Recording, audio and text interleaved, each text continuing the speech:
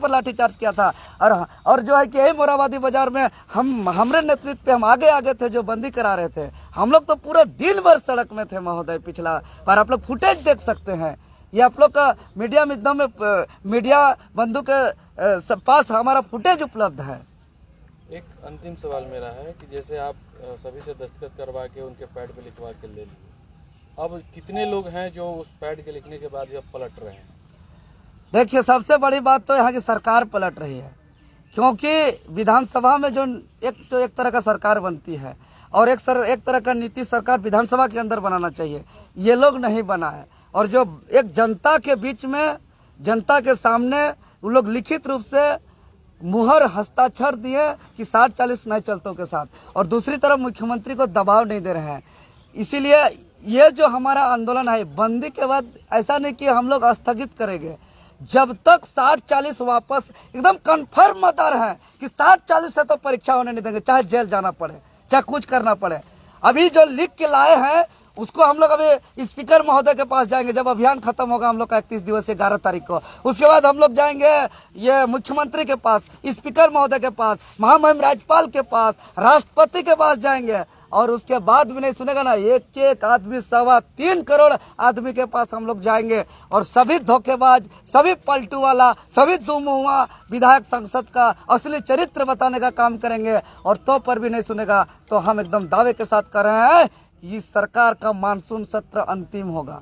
उसके बाद छात्र सब तरीके से तैयारी करेंगे और 2024 में सबका बाय बाय टाटा हो जाएगा, किसी का और दोबारा नहीं रहेंगे। क्योंकि छात्र मजबूर हैं, एक सीमा और सीमित होता है एक सड़क पे रहने का। हम लोग का अति का हो गया है कि हम लोग कई बार हम लोग बजट सत्र की बात हो, शीतकालीन सत्र की बात हो, ऐतिहासिक रूप से हम लोग जो है कि विधानसभा घेराव करने का काम किए।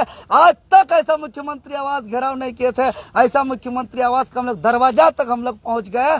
उसके बाद 72 घंटा का बंदी बुलाए, इतना ऐतिहासिक कार्यक्रम हुए, खून बहाए, माथा फोड़वाए, FIR झेले।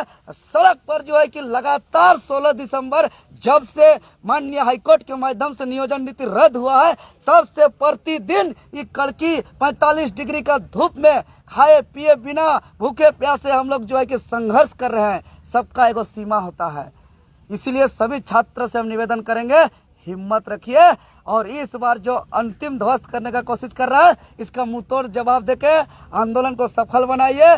निश्चित ही, क्योंकि हर मूवी में हीरो का जीतने से पहले घायल होता है, लाश होता है। कहानी पे ऐसे होता है कि हीरो का अंत हो गया, लेकिन वही हीरो पे दोबारा सांस आता है तो दुश्मन को ध्वस्त करता है। उसी प्रकार ये अंतिम हम लोग का सबसे बड़ा वार किया है सरकार CGL निकाल करके, लेकिन हम लोग इससे घबराएंगे नहीं, इससे डरेंगे नहीं और इसका मुंहतोड़ जवाब देंगे। और इसके बाद हमारा जीत निश्चित होगा और 60-40 वापस हो करके रहेगा, क्योंकि इसके बाद और कोई इसका उपाय नहीं है। CGL इसका अंतिम हथियार था, इसके बाद और कोई उपाय नहीं है इसका।